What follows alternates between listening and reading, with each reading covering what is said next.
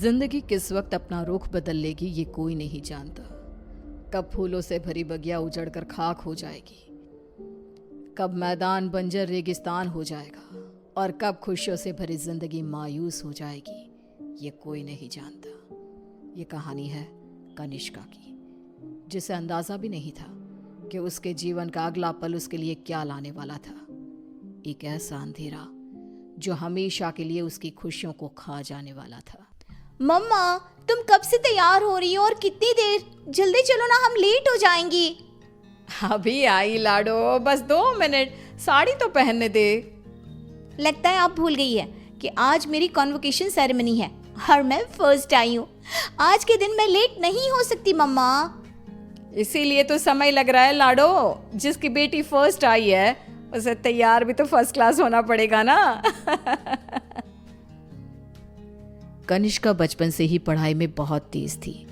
हमेशा फर्स्ट आना, extra curricular activities में पार्टिसिपेट करना और अपने घर वालों का नाम रोशन करना, ये सब उसके लिए आम था।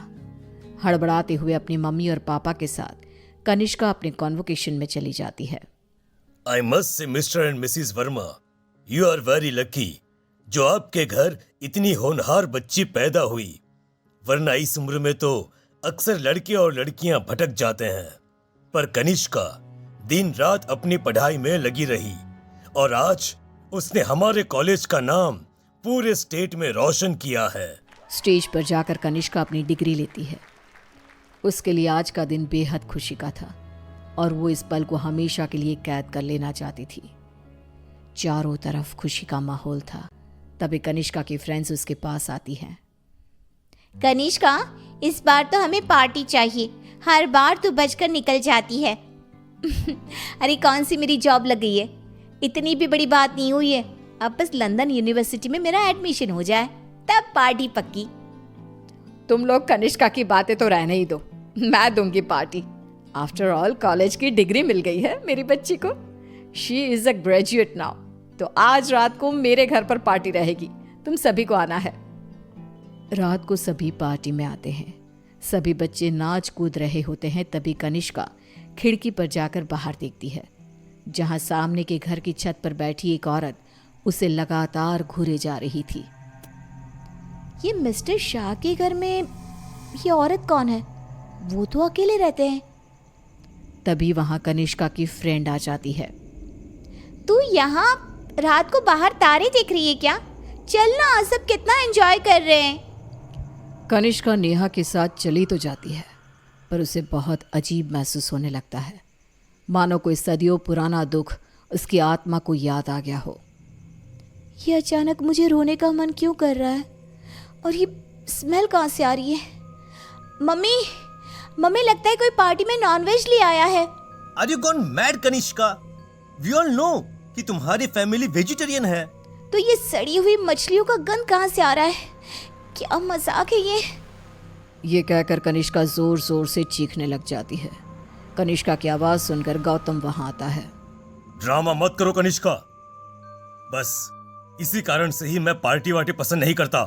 चलो जाओ जाओ अपने कमरे में। सभी अपने अपने घर चले जाते हैं और इसके बाद कनिष्का का बिहेवियर और भी खराब होता जाता है। रात को 3 बजे अचानक उठकर कनिष्का दीवारों से बातें करने लगती है। उसकी आवाज सुनकर रीना भागते हुए आती है। अरे बेटा, इतनी रात को तुम यहाँ पर क्या कर रही हो? और दीवार को देखकर किससे बात कर रही हो लाडो? कोई नहीं है यहाँ। रीना कनिष्का को सीने से लगा लेती है। कनिष्का का शरीर बहुत गर्म था। रीना ये देखकर सोच में पड़ जाती है। आज तक मेरी बच्ची ने कभी ऐसा बिहेव नहीं किया, आज क्या हो गया है इसे? शाम तक तो बिल्कुल ठीक थी और अब अचानक इतना तेज बुखार, ये सब क्या हो रहा है?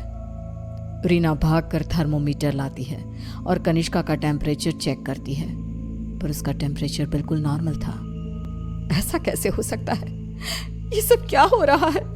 अचानक मेरी बेटी को किसकी नजर लग गई? रीना अपनी बेटी के साथ ही सो जाती है और अगली सुबह डॉक्टर को बुलाती है, पर डॉक्टर के टेस्ट के बाद भी सब कुछ नॉर्मल ही निकलता है। अब ये क्या नया लफड़ा आ गया है? एक और नया खर्चा।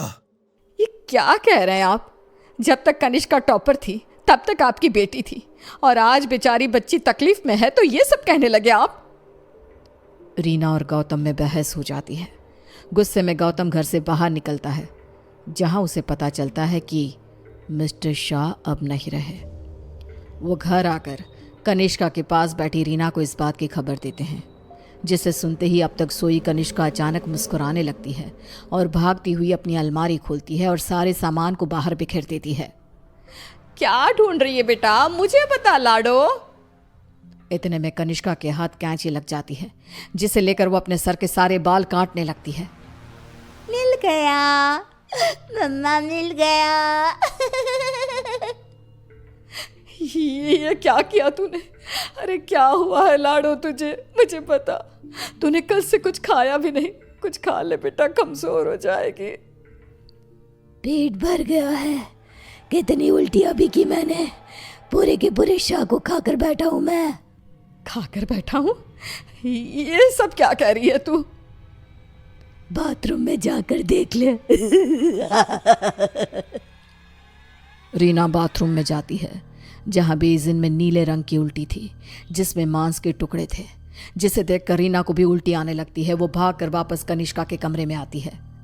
सुनिए जी, हमें जल्द से जल्द कनिष्का को किसी पंडित जी के पास ले जाना होगा। ये कुछ और ही है।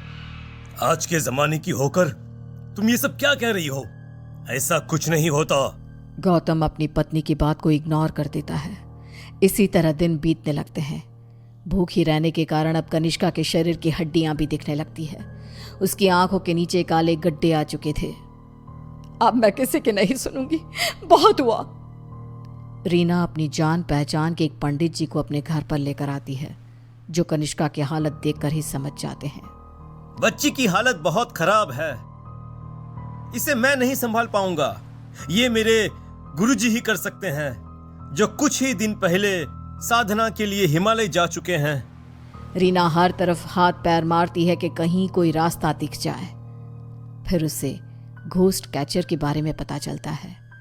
डूबते को तिनकी का सहारा समझ रीना उनकी टीम को भी अपने घर पर बुला लेती है और वो लोग कनिष्का से पूछताछ शुरू कर देते हैं। क्या आई हो तुम और कौन हो? कितनों के नाम बताऊं? मतलब तुम एक से ज्यादा हो, एक से ज्यादा हो इस लड़की के शरीर में। बताओ बताओ कितने हो? हम 42 प्रेत हैं। कनिष्का की बात सुन वहां मौजूद सब लोग हैरान रह जाते हैं। उसके शरीर में बसे इन प्रेतों को निकालना अब किसी के बस में नहीं रह गया था।